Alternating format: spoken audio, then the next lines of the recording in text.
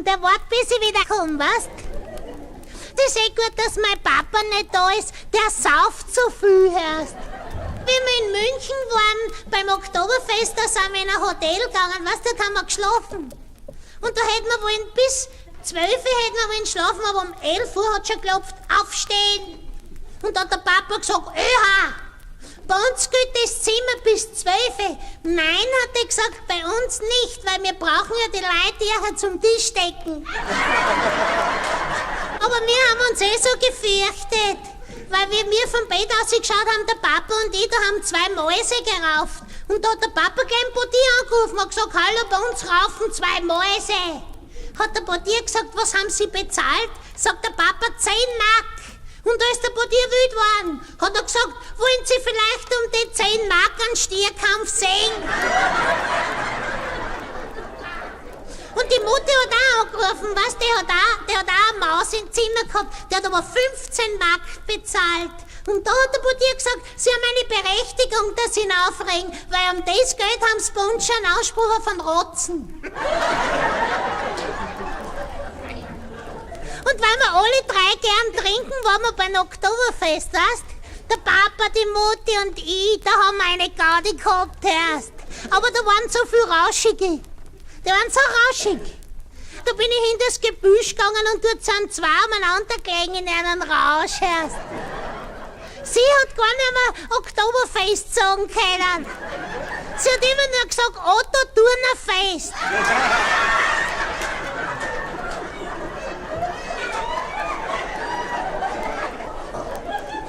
So rauschig waren die Leute erst. Und der Papa, der hat auch einen Rausch gehabt. 26 Moos hat er getrunken. 26. Und auf einmal ist ihm die Fresserei vom Gesicht ausgefallen. Und da ist ein kleines Hunderl hingekommen und das hat gleich zum Fressen angefangen. Und da hat der Papa in seinen Rausch gesagt, jetzt kenn ich mich nicht mehr aus. Dass ich 26 Moos getrunken hab, weiß ich noch, aber wie ich den Hund weggeputzt hab, kann ich mich nichts erinnern. Und die Mutti hat sich so geniert, weil der Papa so einen Rausch gehabt hat. Hat sie gesagt, Papa, jetzt gehen wir aber heim. Und da sind wir von Oktoberfest dann raus und sind in ein Zelt rein. Weißt du, und dort habe ich erst eine Gaudi gehabt. Da ist ein Münchner dahergekommen mit so einem Korb und der hat einen schwarzen Rettich hat er verkauft. Hat immer geschrien, Radio haben wir da, Radio haben wir da. Und der Papa hat aber Radio verstanden. Ja, weil er einen Rausch gehabt hat. Und dann hat der Papa gern gekauft, einen Rettich und hat gekocht. Und dann hat er gesagt, hallo, ich hör ja nix. Hat der Münchner gesagt, ja, du musst ihn auch zuerst fressen.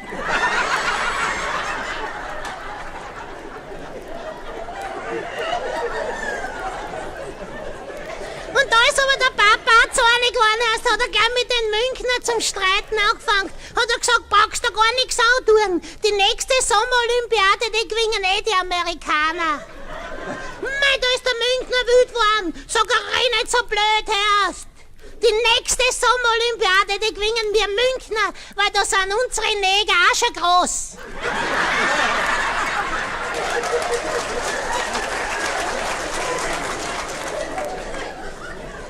Und dann sind wir aber da endlich heimgegangen, weißt du, weil die Mutti so geschimpft hat. Und auf einmal ist der Papa mit dem Gesicht auf ein Kanalgitter aufgefallen, weil er so einen Rausch gehabt hat. Und dann hat er sich überhaupt nicht mehr auskennt. Hat er geschrien, Hilfe, ich bin eingesperrt. Und dann haben wir ihn aufgehoben mit dem Papa erst.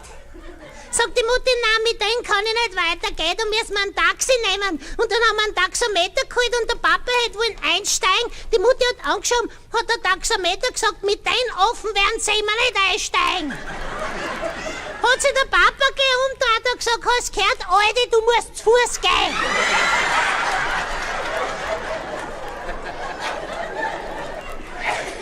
Ja, da war aber die Mutti auch zornig, heißt, dann haben wir müssen mit der Straßenbahn runterfahren, weißt du, mit der Trambahn. Sind wir dann gefahren und sind wir eingestiegen und der Papa, der hat schon nicht mehr stehen können und da ist eine dicke Frau drinnen gesessen und da hat der Papa gesagt, machen Sie Platz, dass ich mich hersetzen kann. Nein, hat die Frau gesagt, ich kann mich nicht dünner machen, wie was ich eh schon bin. Und übrigens sind wir die 4 auch eingeschlafen. Hab ich gesagt, ja, das ist wahr, weil grad früher hab ich Schnarchen gehört. Und dann ist ihm Papa schlecht geworden, Herr. Was nicht durchs Rumpeln. Und dann hat er einen Herrn ganz angespielt. Auf und auf. Und der gleich zum Papa gesagt, Sie Schwein. Sagt der Papa, sind Sie ruhig. Schauen Sie ihn an, wie er Sie ausschaut.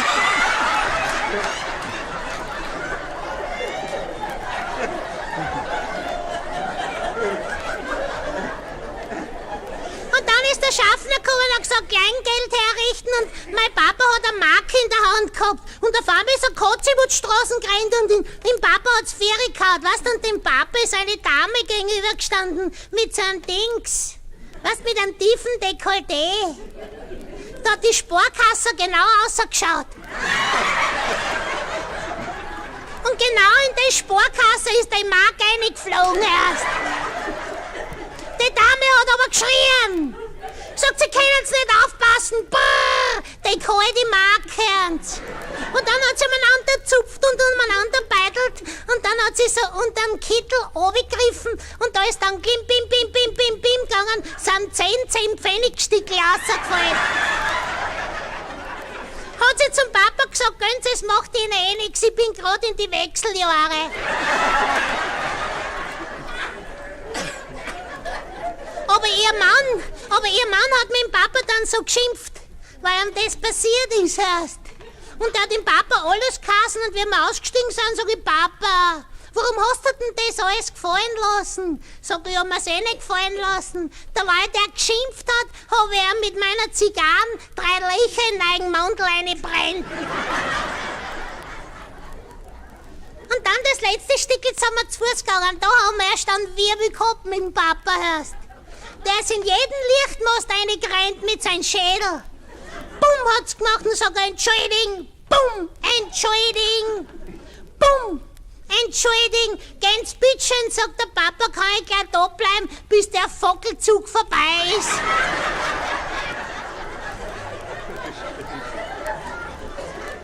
Und dann sind wir über eine Brücke drüber gegangen und da hat was glänzt in Wasser drinnen. Sagt der Papa, was glänzt denn da in Wasser drinnen? Die Mutter sagt, geh weiter, das ist der Mond. Hilfe! Hilfe! Hat der Papa geschrien. Hilfe! Ich bin ja kein Astronaut. Wie kommt mich so hoch auf, dass ich den Mond verumsehe? Und dann sind wir aber da endlich heimgekommen erst. Und wir haben den 5. Stock gewohnt und da ist dem Papa noch einmal schlecht dran. Und da haben die Mutter und ich haben ihn gleich beim Fenster rausgehalten und da ist uns ausgekommen. Weißt du, wie das gekracht hat auf der Straße erst? Der Papa mit seinem Schädel reingewamst aufs Trottoir. Das hat aber duscht.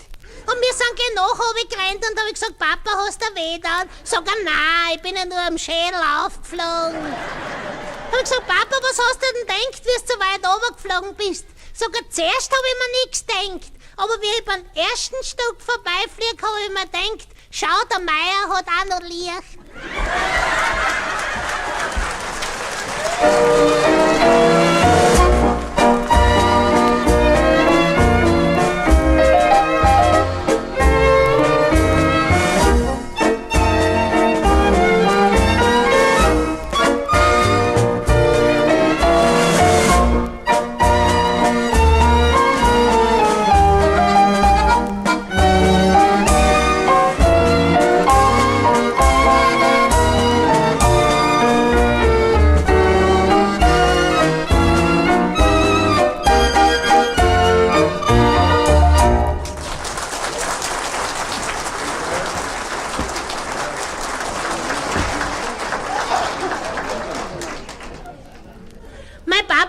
Überhaupt so viel erst, auch wenn er daheim ist, sitzt er immer im Wirtshaus.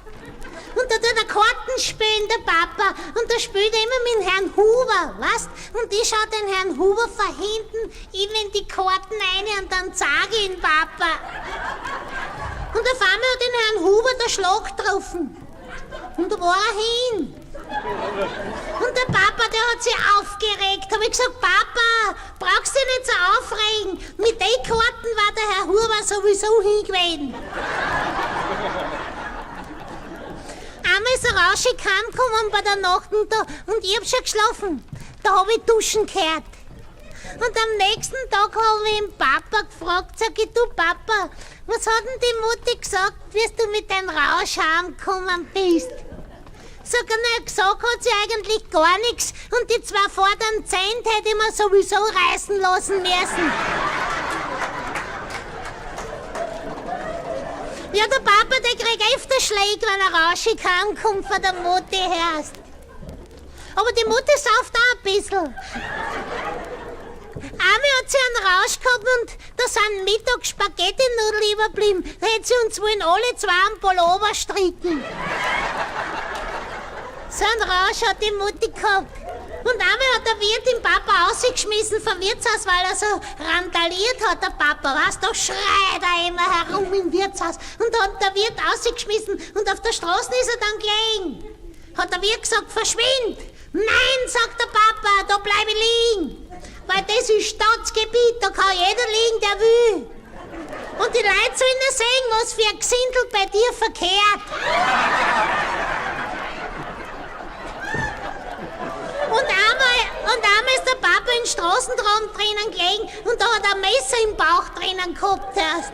Und da hat er gejodelt. Ist aber gleich ein Polizist gekommen, hat gesagt, das ist Ruhestörung. Sofort vom Jodeln aufhören. Jesus Maria!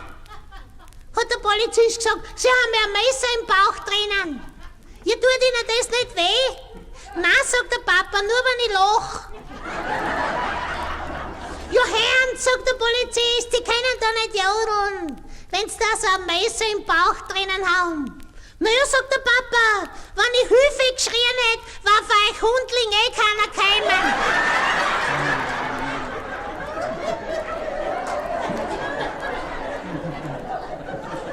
Und dann haben sie den Papa hinten beim Wirtshaus rausgeschmissen, gleich einen Misthaufen aufgehört. Da ist er untergegangen und ich bin gerade hingegangen. Sag ich, Papa, bist du jetzt da in den Misthaufen reingeflogen? Sag er, nein, du Trottel, wohnen wäre ich drinnen.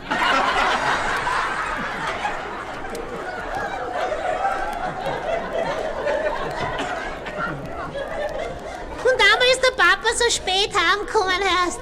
Ich bin schon gelegen. Und da hat er glaubt, die Mutti schlaft und hat er sich reingeschlichen ins Zimmer und weißt was? Und auf einmal hat er einen Scherm über den Haufen getreten. Und die Mutti ist aufgefahren, hat gesagt, da bist. Aber der Papa hat gleich einen Kinderwagen erwischt und gleich kutscht. Sag, was heißt du bist? Mutti, du schlafst und ich hutsche seit 5 Stunden das Mensch. Du hörst das gar nicht schreien. Hat die Mutti gesagt, Papa, du falscher Hund. Das Mensch liegt seit 6 Stunden bei mir im Bett.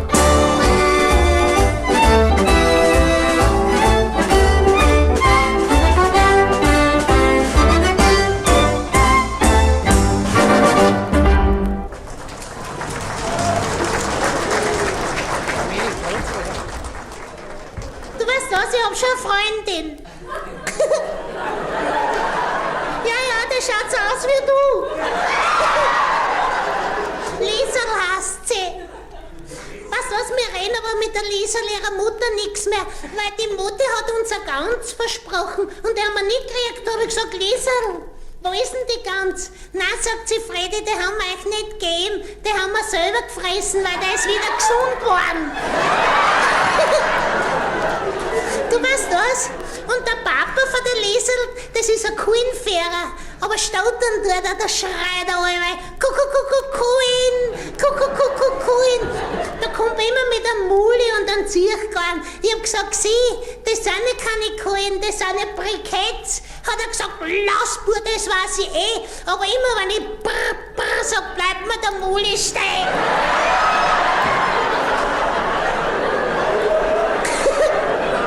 Mit der Liesel gehen wir in den Wald hinaus und da gehen wir spazieren. Und weißt du was, das letzte Mal haben wir so viel Schwammerl gefunden. Wir haben schon immer gewusst, wo wir es hin sollen. So viel Schwammerl. Und da ist eine Dame aus dem Gebüsch herausgekommen und die hat gesagt, grüß Gott, Fräulein, hätten Sie ein Stückchen Papier für uns? Sagt sie, nein, liebe Kinder, tut mir leid.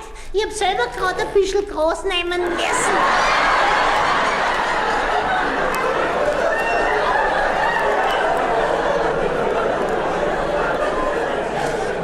Geht auch immer mit uns spazieren und da sind wir in den Wald hinaufgegangen und der Opa hat sich hingesetzt und hat so einen Grashalm abgerissen und hat immer gestiert. Da hat immer so gestiert und beim Gras herumbissen. Ich hab gesagt, mein Fein, jetzt kriegen wir einen Fernsehapparat. Hat er gesagt, warum denn, du blöder Bub? Naja, sag ich, der Papa hat gesagt, er kauft einen, wenn du ins Gras beißt. Und dann erklärt uns der Opa allerhand, hat er gesagt, Fred und Liesel, im menschlichen Körper hängt alles zusammen. Ich hab gesagt, das ist wahr, Opa, weil gestern habe ich mich mit meinem Popo auf einen Reißnagel gesetzt und bei den Augen sind die Tränen rausgekommen. Das ist wirklich wahr, was der Opa gesagt hat. Und dann hat er zu Liesel gesagt, Liesel, was wird's denn machen? Jetzt kommt ja bald der Storch in euer Haus. Ja, sagt die Liesel, ich glaub schon, aber hoffentlich schreckt sie die Mutti nicht zu viel, weil die kriegt jetzt bald ein Kind.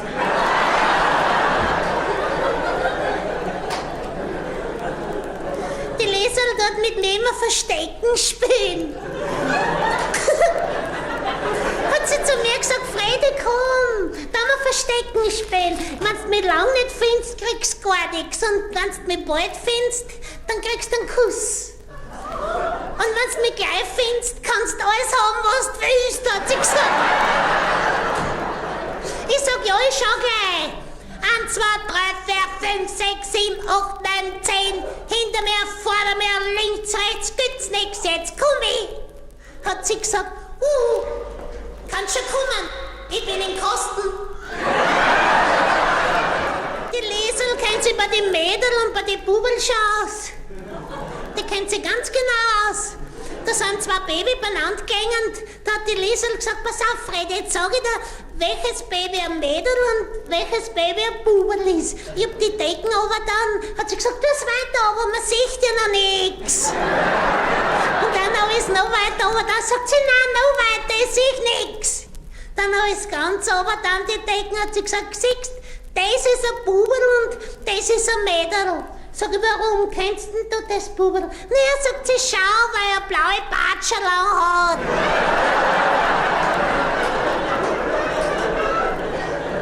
Ich hab zu der Liesel gesagt, du Liesel, was wirst denn du, wenn du einmal groß bist?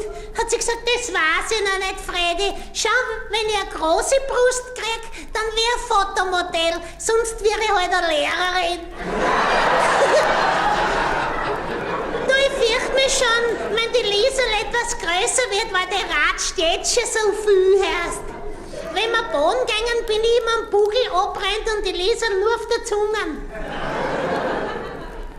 Ja, der Lehrer hat bei der Liesel eingeschrieben, die Liesel schwätzt so viel und das hätte der Papa unterschreiben sollen. Und dann hat sie aber das Heft wieder in die Schule mitgebracht und da ist drin gestanden, hat der Papa eingeschrieben, das macht nichts, da müssen zuerst die Mutter hören.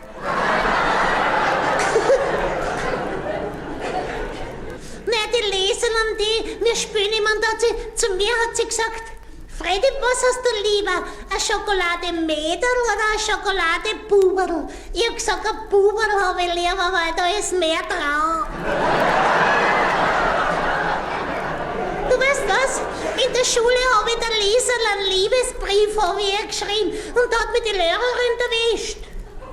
Da hat sie mich gleich erwischt. Und die Buben haben gelacht. Hat sie gesagt, jeder, der schon einen Liebesbrief geschrieben hat, stellt sich auf die rechte Seite und der noch keinen geschrieben hat, auf die linke. Jetzt waren wir 40 Buben in der Klasse, haben sie schon 38 auf die rechte Seite gestellt. Und einer, der war aber deppert, der hat sich auf die linke gestellt. Und ich bin überhaupt sitzen geblieben. Hat sie gesagt, Freddy, weißt du nicht, wo du hingehörst? Sag ich, nein, Frau Lehrerin, ich weiß nicht, wo ich mich hinstellen soll. Für mich haben sie nichts eingeteilt. Ich habe ja geschmust auch schon.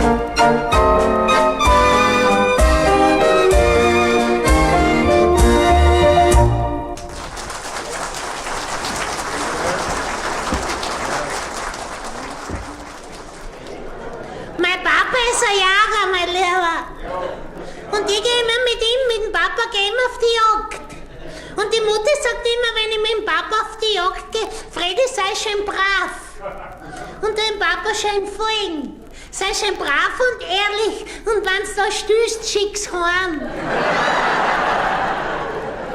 Und weißt du, was wir einen treuen Jagdhund haben? Den hat der Papa schon 8-mal verkauft. Der ist neu heimgerannt.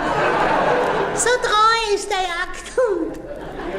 Und der Papa fährt immer mit dem Moped auf die Jagd und da sitze ich hinten oben und ich sage immer, bitte Papa, fahr nicht so schnell, ich fürchte mich. Und dann lacht der Papa, sagt er, schau Freddy, eine Hand. So, mein bitte Papa, ich fürchte mich. Und dann lacht er noch mehr. Sagt er, schau Freddy, eine Ferse und Hand. Und nachher hat's duscht. Und dann bin ich umgeguckt am Baum. Und der Papa ist runtergekugelt in den Graben, mein Lehrer. Und ich hab gesagt, siehst Papa, jetzt hast du das. Zuerst hast du gesagt, eine Ferse und Hand und jetzt bist du eine 10.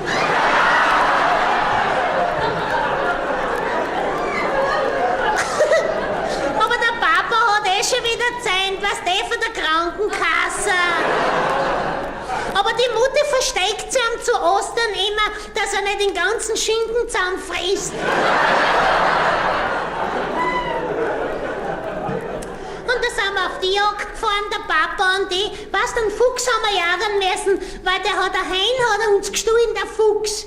Weil die Hein ist aus dem Zaun rausgerannt und hat der Papa gesagt, siehst, der schlimme Hein hat jetzt der Fuchs gefressen. Sag ich, gell, Papa, die braven Hähner fressen wir selber. Und dann ist schon der Fuchs dahergekommen und da war der Papa bald hingelegt, weil der Papa ist quer aufgekommen und dann hat er mein Lust. Und dann hat er den Fuchs vorn reingeschossen und der Fuchs hat sich umgedreht und der Schuss ist ihm hinten raus und hat den Papa da beim Schädel gestraft.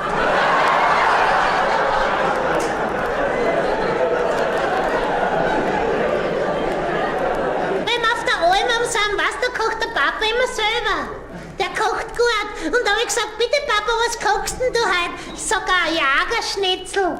Sag ich, bitte Papa, wie magst denn du das Jagerschnitzel? Sag ich, schau Freddy, da hau ich das Fleisch in die Reihen rein und da kommt ein Pudel Schlägerwitz drüber und da kommt der Cognac noch drauf und ein Flaschen schwarzes Bier.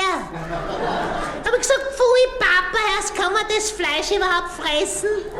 Sag er, nein, das Fleisch hau ich weg, aber der Saft ist gut.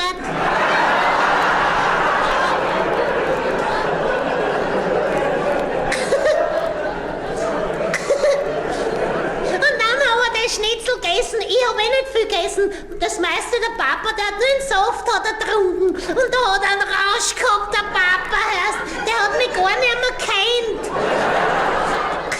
So einen Rausch hat er gehabt.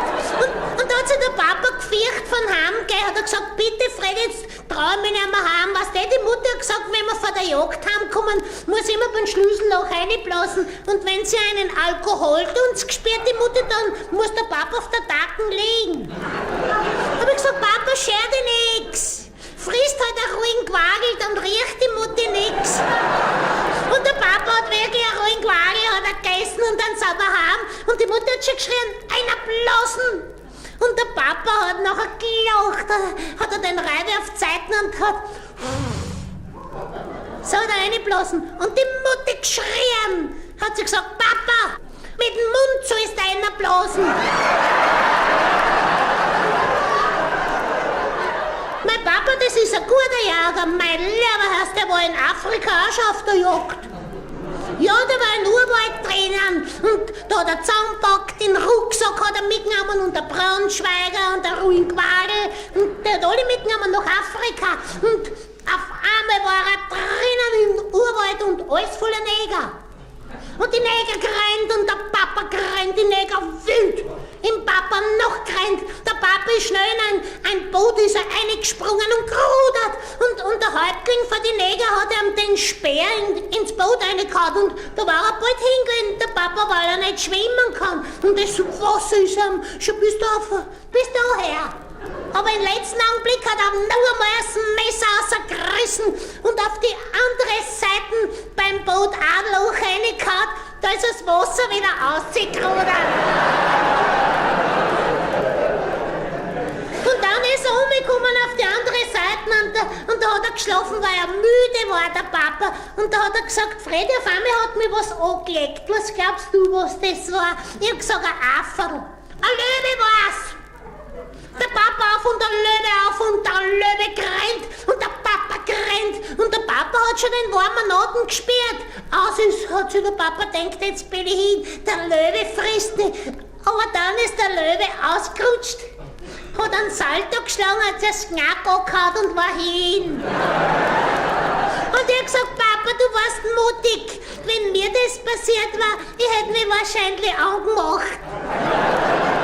Hat er gesagt, sei still, du blöder Bub. Was glaubst denn du, auf was der Löwe ausgerutscht ist?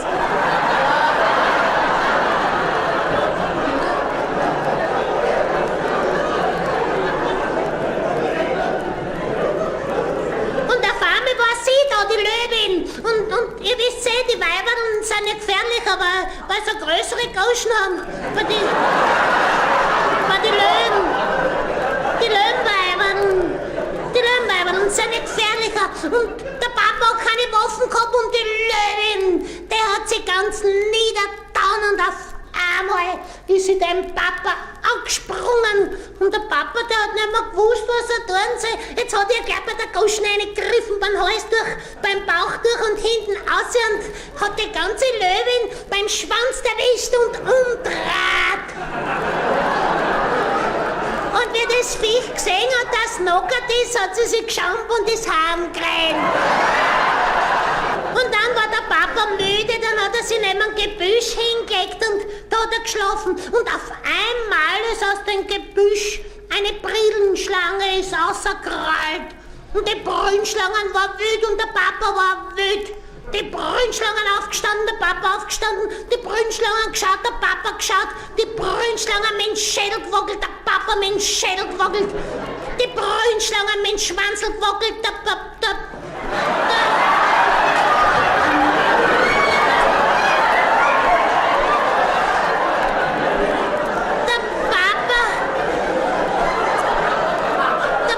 Papa ist zornig geworden. Hat sein Jagdmesser rausgerissen und der Brünnschlangen am Schädel aufgeduscht, dass die Brünn gleich so geflogen sind. Und seitdem haben sie in Afrika Blindschleichen.